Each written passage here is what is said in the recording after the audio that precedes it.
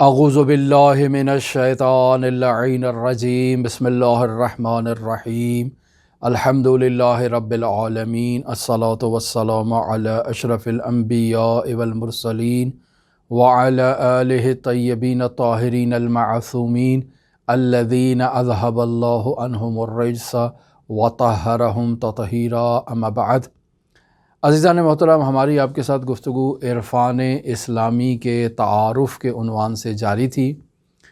اور ہم اب تک آپ کی خدمت میں عرفان اسلامی کی تعریف بیان کر چکے، اقسام بیان کر چکے، عرفان نظری اور عرفان عملی۔ آپ کی خدمت میں اس اہم نقطے کی طرف بھی اشارہ کر چکے کہ عرفان اسلامی کا تعلق اسلامی تعلیمات سے ہے، گویا کہ اسلامی تعلیمات کی روح ہے۔ عرفان اسلامی کا سرچشمہ قرآن و اطرت ہے۔ اسلام یہود و ہنود سے کسی چیز کو لینے کا نہ تو پابند ہے اور نہ ہی اسلام میں یہود و ہنود و مسیحیت سے کوئی چیز داخل ہوئی ہے۔ یہ جو عرفان اسلامی ہے، اس کا منبع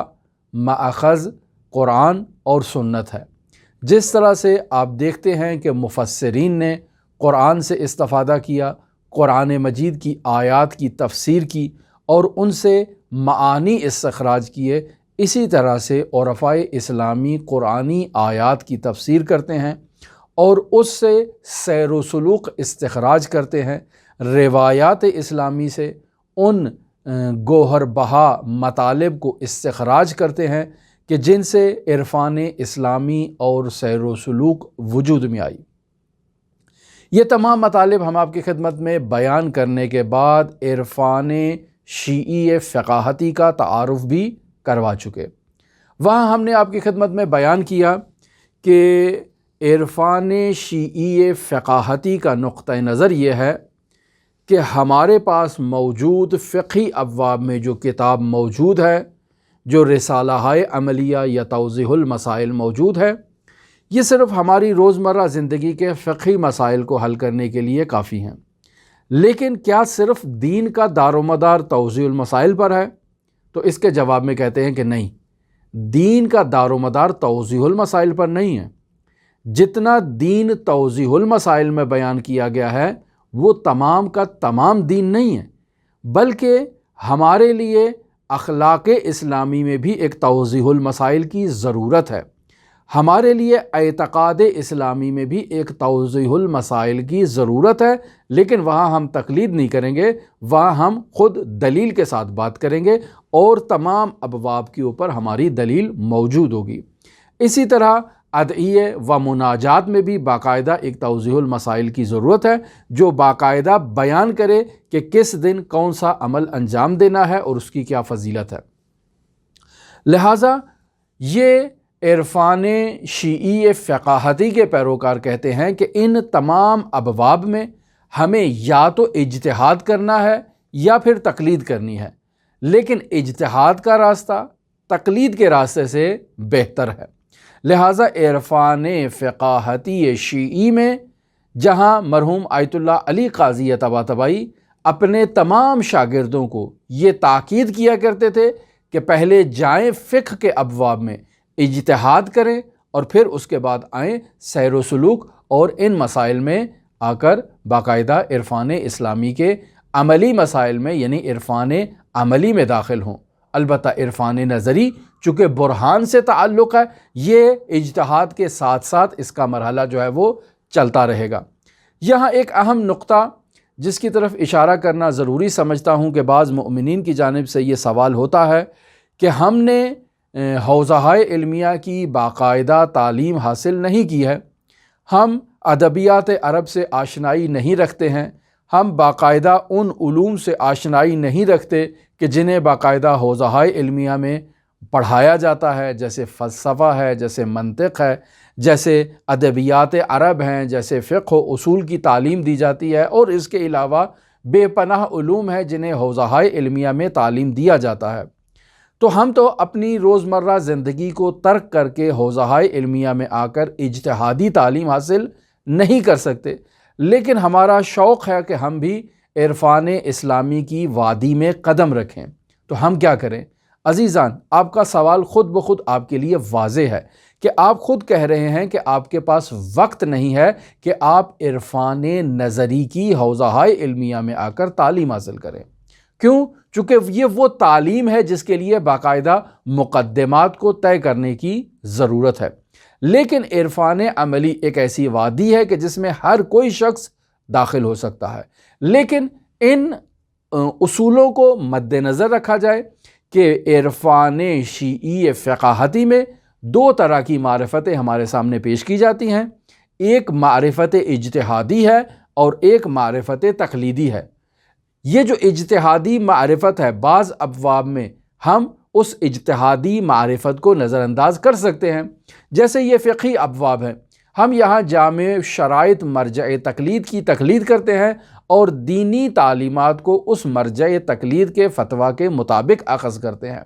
مرجع تقلید کا فتویٰ جو ہے وہ اس کی اپنی نفسانی خواہشات کا نتیجہ نہیں ہوتا ہے، بلکہ وہ بھی قرآن و سنت کا نتیجہ ہوتا ہے، جسے مرجع تقلید نے اپنی زبان میں ڈھال کر آپ کی خدمت میں پیش کیا ہوتا ہے، وگرنہ ہر مسئلے کے پیچھے یا قرآنی آیت موجود ہے، یا باقاعدہ روایت موجود ہے، یا برہان موجود ہے، جس برہان کے ذریعے سے یہ مسئلہ ثابت ہو رہا ہے۔ پس توضیح المسائل آیات و روایات کے نچوڑ کی صورت میں آپ کے سامنے پیش کیا جاتا ہے۔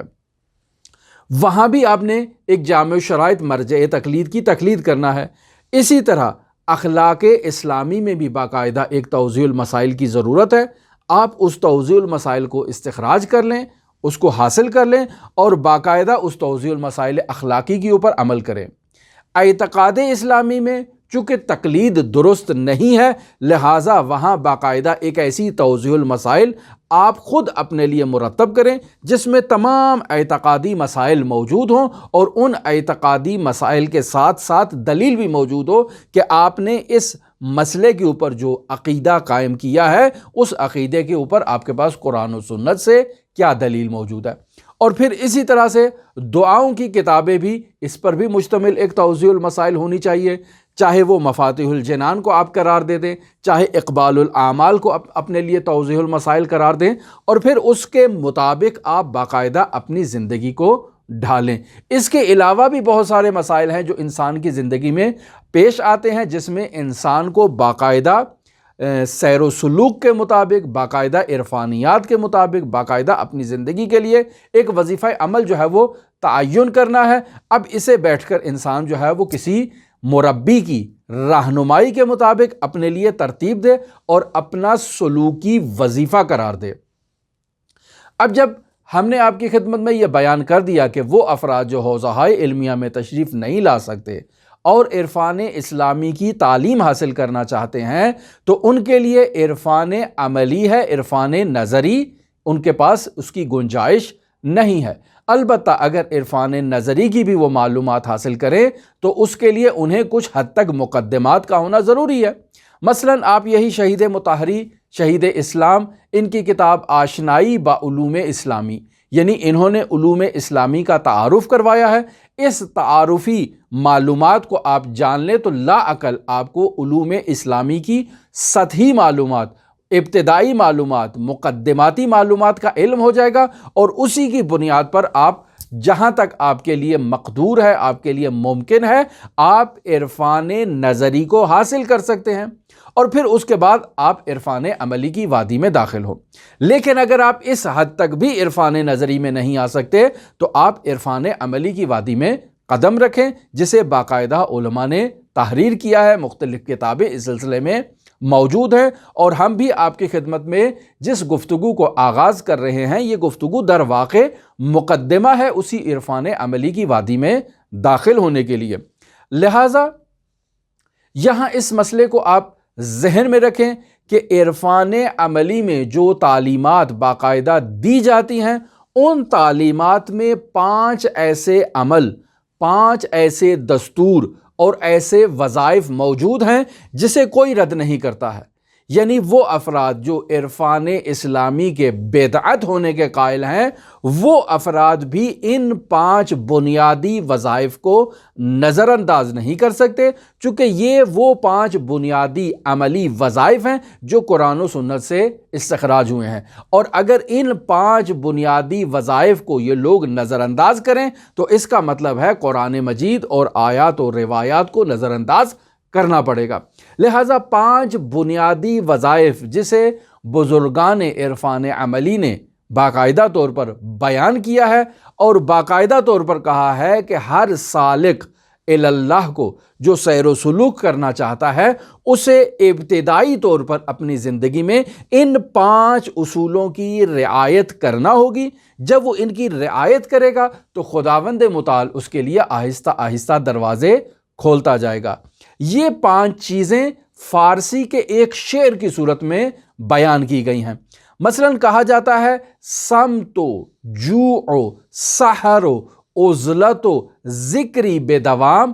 ناتمامان جہان را کند این 5 تمام، یعنی 5 ایسے وظائف یہاں بیان کر دیے گئے ہیں کہ اگر ان 5 وظائف پہ دنیا میں کوئی بھی شخص موجود ہو جو سیر و سلوک کرنا چاہتا ہے، جو عرفان عملی کی وادی میں قدم رکھنا چاہتا ہے، اگر وہ ان 5 سنہری اصولوں کی رعایت کرے گا تو وہ تمام ہو جائے گا اور کامل انسان کامل کے مراتب پر فائز ہونے کے چانسز اس کے بڑھتے جائیں گے۔ لہٰذا شعر کے دوسرے بیت میں کہا ہے ناتمامان جہان را کنند این 5 تمام، یہ 5 چیزیں ایسی پاور رکھتی ہیں کہ اگر انسان ان 5 اصولوں کے اوپر عمل کر لے تو وہ انسان کامل کی سیڑھی پر بلند مرتبے پر فائز ہو جائے گا اور اعلیٰ مدارج جو ہے وہ خود بخود طے کرنا شروع کر دے گا۔ یہ 5 چیزیں کیا ہیں؟ پہلی چیز ہے سمت۔ سمت کسے کہتے ہیں؟ سکوت اختیار کرنا، خاموشی اختیار کرنا، یعنی انسان یہ روٹین بنا لے کہ اپنی زندگی میں فالتو باتیں نہیں کرے گا، اپنی زندگی میں لغویات نہیں کرے گا، فضول گفتگو، اضافی گفتگو، نامناسب گفتگو، نامناسب کلام اس کو اپنی زبان پہ جاری نہیں کرے گا۔ لہٰذا جب بولے گا تو بولنے سے پہلے اس کا محاسبہ کرے گا، اس کو تولے گا کہ یہ الفاظ مجھے اپنی زبان پر جاری کرنا چاہیے یا جاری نہیں کرنا چاہیے۔ لہٰذا سمت پہلا جو ہے وہ سیڑھی ہے، پہلا قدم ہے عرفان عملی کی وادی میں، کہ انسان اپنی زبان کی مہار کو اپنے ہاتھ میں لے لے اور اس پر کنٹرول کرے۔ اس کی زبان سے غیبت نہیں نکلنی چاہیے، اس کی زبان سے جھوٹ نہیں نکلنا چاہیے، اس کی زبان سے تہمت نہیں نکلنی چاہیے، اس کی زبان سے گناہ نہیں ہونے چاہیے۔ ایک عارف کے لیے ضروری ہے کہ وہ اپنی زبان کی مہار کو اور لگام کو اپنے ہاتھوں میں تھام لے اور اس کو مضبوطی سے پکڑ کر رکھے اور اسے ادھر ادھر نہ ہونے دے۔ بسا اوقات آپ معاشرے میں ایسے افراد کو مشاہدہ کریں گے کہ جو عرفان عملی کا دعویٰ کرتے ہیں، جو عارف ہونے کا دعویٰ کرتے ہیں، اور وہ یہ دعویٰ بھی کرتے ہیں کہ انہوں نے عرفان عملی کو آیت اللہ بہجت سے یا فلاں شخصیات سے لیا ہے، اور پھر وہ ڈرامہ کرتے ہیں کہ وہ روزہ رکھتے ہیں چپ کا۔ عزیزان محترم، سکوت کا روزہ ہماری شریعت مقدسہ مطہرہ اسلامیہ میں موجود نہیں ہے، یہ ایک بدعت ہے جسے اختراع کیا جا رہا ہے اور اسے آیت اللہ بہجت کی طرف نسبت دی جا رہی ہے۔ ہم نے دیکھا ہے کہ بعض اہل علم، بعض ملبس افراد، معمم افراد، روحانی افراد بھی کہتے ہیں کہ ہم نے چپ کا روزہ رکھا ہوا ہے، آغا صاحب نے چپ کا روزہ رکھا ہوا ہے، وہ کسی سے بات نہیں کرتے ہیں۔ عزیزان، آپ شریعت مقدسہ مطہرہ اسلامیہ کو اپنے پاؤں تلے روند کے عارف بننا چاہتے ہیں تو ایسا کوئی عرفان آغا قاضی کی تعلیمات میں نہیں ہے، آغا بہجت کی تعلیمات میں نہیں ہے، امام خمینی کی تعلیمات میں نہیں ہے، عرفان شیعی فقاہتی میں کوئی ایسا قدم نہیں ہے کہ جہاں فقہ اسلامی کو اپنے پیروں تلے روند کے انسان بلند مقامات پر فائز ہو، ایسا ہرگز نہیں ہو سکتا ہے۔ لہٰذا آپ جو یہ کہہ رہے ہیں کہ آپ نے چپ کا روزہ رکھا ہے، آپ سے یہ سوال پیدا ہوتا ہے کہ کیا یہ شریعت مقدسہ مطہرہ اسلامی میں اس کی تشریح ہوئی ہے کیا رسول خدا صلی اللہ علیہ وآلہ وسلم کی تعلیمات میں چپ کا روزہ موجود ہے؟ تو نہیں عزیزان، ایسا کوئی روزہ نہیں ہے۔ ہاں، ہم دیکھتے ہیں کہ قرآن مجید میں سورہ مریم میں آیت نمبر 26 میں باقاعدہ حضرت مریم کو یہ حکم دیا جا رہا ہے، فَقُولِ إِنِّي نَذَرْتُ لِلرَّحْمَٰنِ صَوْمًا فَلَنْ أُكَلِّمَ الْيَوْمَ إِنْسِيًّا۔ یعنی خداوند متعال حضرت مریم سے یہ کہہ رہا ہے کہ اے مریم، ان لوگوں سے یہ کہہ دو کہ میں نے خدائے رحمان کے لیے نظر کا روزہ رکھا ہے اور میں آج کے دن کسی انسان سے گفتگو نہیں کروں گی اور کلام نہیں کروں گی۔ یہ جو خداوند متعال نے حضرت مریم سے کہا کہ ان لوگوں سے کہہ دو، تو اس کا مطلب یہ ہے کہ جب حضرت مریم اس اشارے سے لوگوں کو یہ بتائیں گی کہ میں نے آج سکوت کا اور چپ کا روزہ رکھا ہوا ہے، تو یہ اس بات کی دلیل ہے کہ سامنے افراد جو موجود ہیں وہ اس بات کو سمجھ جائیں گے کہ حضرت مریم نے روزہ رکھا ہوا ہے اور وہ بھی خاموشی کا روزہ رکھا ہوا ہے۔ یعنی اس معاشرے میں سکوت کا روزہ رائج تھا، لوگ نظر کیا کرتے تھے کہ ہمارا یہ کام ہوگا تو ہم خاموشی اختیار کریں گے، ہم کسی سے فضول گفتگو نہیں کریں گے۔ اور یہاں پر بھی مصلحت الہی ہے، خداوند متعال چاہتا ہے کہ کلمت اللہ حضرت مسیح باقاعدہ اپنی والدہ کا دفاع کریں اور اپنی والدہ کی ناموس کی حفاظت کریں، اپنی نبوت کا اعلان کریں اور لوگوں کو بتائیں کہ جس مسیح کا وہ لوگ انتظار کر رہے تھے وہ آ گیا ہے اور اپنی ماں کی گود میں ہے اور ان کی ماں طاہرہ ہے۔ تو یہ حضرت عیسیٰ علی نبینا علیہ آلاف التحیت وثنا کی ولادت باسعادت کے وقت حضرت مریم کو حکم ہوا اور قرآن مجید میں یہ مطلب باقاعدہ طور پر موجود ہے۔ لیکن سوال یہ پیدا ہوتا ہے کہ کیا شریعت مقدسہ مطہرہ اسلامیہ میں بھی باقاعدہ خاموشی کا روزہ رکھنے کا حکم دیا گیا ہے؟ کیا انسان خاموشی کا روزہ رکھ سکتا ہے؟ کیا یہ مشروع اور جائز ہے؟ تو کہتے ہیں کہ نہیں، یہ بدعت ہے۔ اسلامی تعلیمات میں چپ کا روزہ رکھنا درست نہیں ہے، اور اگر کوئی رکھتا ہے تو وہ بدعت گزار ہے۔ حضرت امام سجاد علیہ السلام سے یہ روایت موجود ہے کہ صوم الصمت حرام، یعنی سکوت کا اور چپ کا روزہ رکھنا حرام ہے۔ اس مطلب کے اوپر فقہائے شیعہ کا اجماع ہے کہ چپ کا روزہ رکھنا جو ہے وہ حرام ہے، بدعت ہے، نادرست ہے، آپ خاموشی کا روزہ نہیں رکھ سکتے۔ البتہ رمضان المبارک میں جو انسان کو روزے کا حکم دیا گیا ہے، اس روزے میں انسان کو یہ ترغیب دلائی گئی ہے، یہ تاکید دلائی گئی ہے کہ انسان صرف خوراک اور طعام اور پانی سے اپنے وجود کو امساک نہ کرے۔ ایسا نہ کرے کہ میں صرف کھانا نہیں کھاؤں گا، پانی نہیں پیوں گا اور باقی اپنے تمام اعضاء و جوارح کو فعل حرام میں مرتکب کروں گا، نہیں۔ وہاں یہ تاکید کی گئی ہے کہ انسان کی آنکھ کا بھی روزہ ہونا چاہیے، انسان کی زبان کا بھی روزہ ہونا چاہیے، انسان کے کانوں کا بھی روزہ ہونا چاہیے، دوسرے اعضاء و جوارح کا بھی روزہ ہونا چاہیے۔ اور وہاں اس مطلب کو بیان کیا گیا ہے کہ انسان لغویات سے اجتناب کرے، انسان غیبت سے اجتناب کرے، انسان تہمت سے اجتناب کرے، اور جتنے بھی لسانی گناہ ہیں، بصری گناہ ہیں، سمعی گناہ ہیں، ان گناہوں سے خود کو محفوظ رکھے۔ وہاں یہ فلسفہ بیان کیا گیا ہے، لیکن وہاں بھی انسان کو نہیں کہا گیا کہ اگر آپ سے کوئی گفتگو کر رہا ہے تو آپ اسے کہیں کہ مرشد نے روزہ رکھا ہوا ہے اور آج یہ بات نہیں کریں گے، آپ کل کے دن تشریف لائیے گا۔ مرحوم آیت اللہ بہجت رحمۃ اللہ علیہ کی بھی سیرت عملی میں چپ کا روزہ نہیں تھا۔ آیت اللہ بہجت کثرت ذکر کی وجہ سے جب استخارہ کیا کرتے تھے تو وہ ذکر کی حالت میں ہوتے تھے اور اشارے سے استخارے کا جواب دیا کرتے تھے۔ اس کا ہرگز یہ مطلب نہیں تھا کہ انہوں نے چپ کا روزہ رکھا ہوا ہے، وہ باقاعدہ مسلسل اپنی لسان سے ذکر الہی میں مصروف تھے، اور وہ افراد جو وہاں اس کیفیت کو مشاہدہ کر چکے ہیں وہ اس چیز کو بالوضوح گواہی دے سکتے ہیں کہ آیت اللہ بہجت نے کبھی اپنی زندگی میں چپ کا روزہ نہیں رکھا۔ نہیں معلوم یہ کون افراد ہیں کہ جو آیت اللہ بہجت کی طرف ایسی نسبت دیتے ہیں اور کہتے ہیں کہ ہم نے چپ کا روزہ رکھا ہوا ہے، ایسا نہیں ہے۔ پس پہلا مرحلہ جسے باقاعدہ سیر و سلوک عملی میں تعلیم دیا جاتا ہے وہ ہے صمت، یعنی انسان خاموشی اختیار کرے، اور اس خاموشی کا مطلب یہ ہے کہ انسان فالتو گفتگو نہ کرے، انسان فضول گفتگو نہ کرے، انسان لغویات نہ کرے، انسان اضافی گفتگو نہ کرے، انسان جھوٹ نہ بولے، انسان غیبت نہ کرے، انسان تہمت نہ لگائے، یا اس کے علاوہ زبان کے جو 70 سے زائد گناہ ہیں انسان ان گناہوں کو اپنی زبان پر جاری نہ کرے۔ صمت سے مراد یہ ہے کہ میری زبان خداوند متعال کے لیے خالص ہے، لہٰذا جب بھی میری زبان گفتگو کرے گی یا میری زبان میں تکلم کے لیے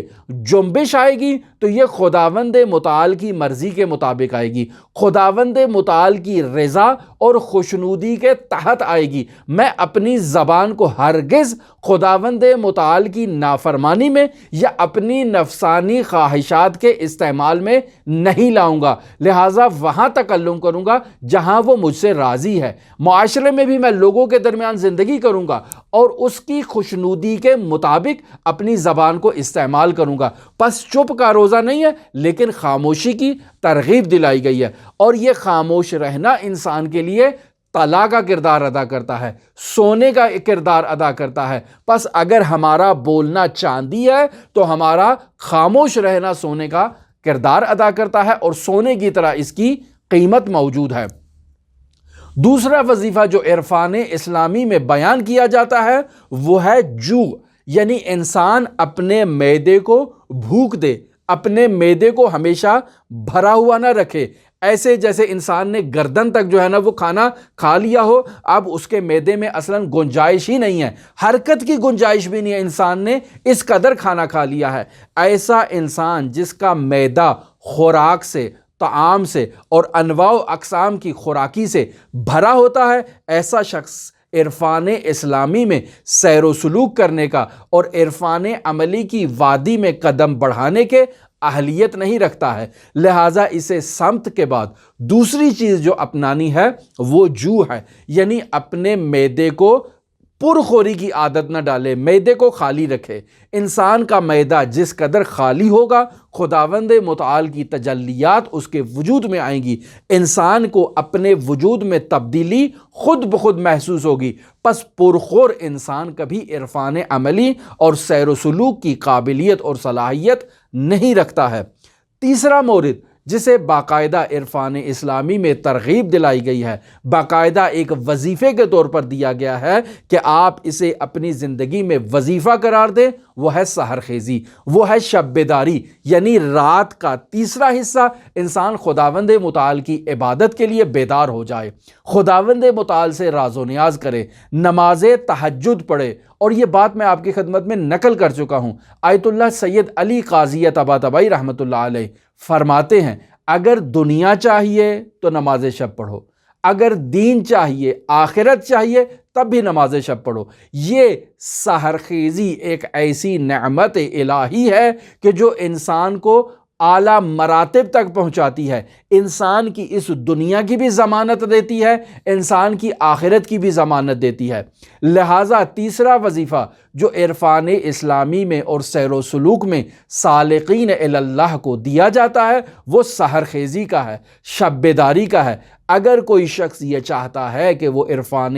عملی کی وادی میں قدم رکھے، سیر و سلوک کرے، تو اسے باقاعدہ سحر خیزی اختیار کرنا ہوگی۔ اور چوتھی چیز عزلت ہے، یعنی انسان رہبانیت اختیار نہ کرے۔ ایسا نہیں ہے کہ اپنا سامان سمیٹے، کسی غار کو تلاش کرے اور وہاں چلا جائے اور کہے آج کے بعد میں نے اسی غار میں زندگی گزارنا ہے۔ نہیں، ایسا نہیں ہے۔ انسان معاشرے کے اندر زندگی گزارے لیکن یاد خدا سے غافل نہ ہو۔ خود اس کا جسم لوگوں کے درمیان موجود ہے، لوگوں سے مل رہا ہے، لوگوں سے گفتگو کر رہا ہے، لوگوں سے معاملات طے کر رہا ہے، لین دین کر رہا ہے، لیکن اس کا دل ہر وقت ہر لحظہ یاد خدا میں ہے۔ لہٰذا جب وہ لوگوں سے مل رہا ہے تو اس ملاقات کا محور بھی یاد خدا ہے، وہ خدا کی خاطر لوگوں سے ملتا ہے، خدا کی خاطر لوگوں کے ساتھ معاملات کرتا ہے، گفتگو کرتا ہے، ہم کلام ہوتا ہے، ان کی خدمت کرتا ہے،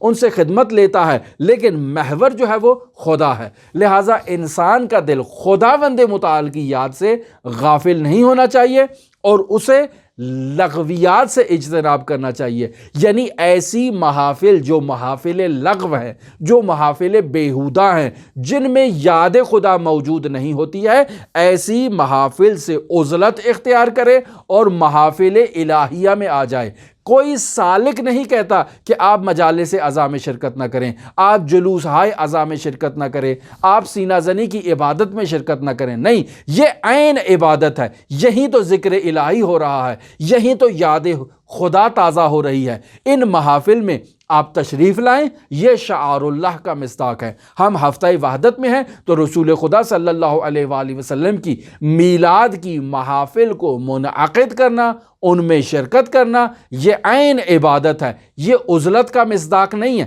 یہاں انسان یاد خدا میں خدا کے حبیب کی یاد کو تازہ کرے، ان کے ذکر کو زندہ کرے، ان کے ذکر کو آئندہ نسلوں تک پہنچائے اور رسول خدا صلی اللہ علیہ وآلہ وسلم کی سیرت و تعلیمات سے معاشرے کو روشناس کروائے اور انہیں باقاعدہ تعلیم دے۔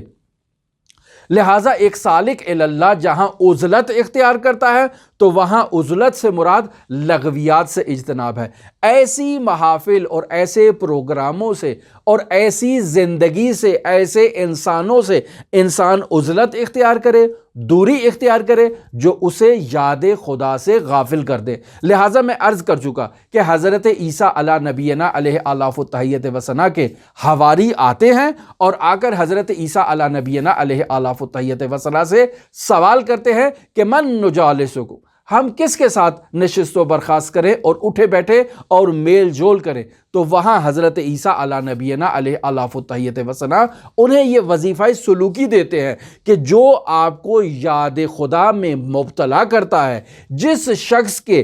چہرے کی زیارت سے آپ کو یاد خدا آ جائے، ایسے شخص سے آپ ملاقات کریں اور نشست و برخاست کریں۔ اس کے علاوہ باقی تمام افراد سے انسان عزلت اختیار کرے۔ یہ چوتھا وظیفہ ہے عرفان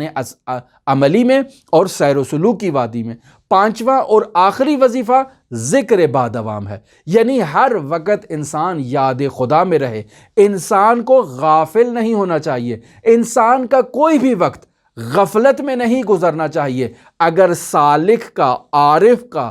وقت غفلت الہی میں گزرتا ہے تو ایسا شخص نہ تو سالک ہے نہ ہی عارف ہے۔ لہٰذا ہر وقت سالک کو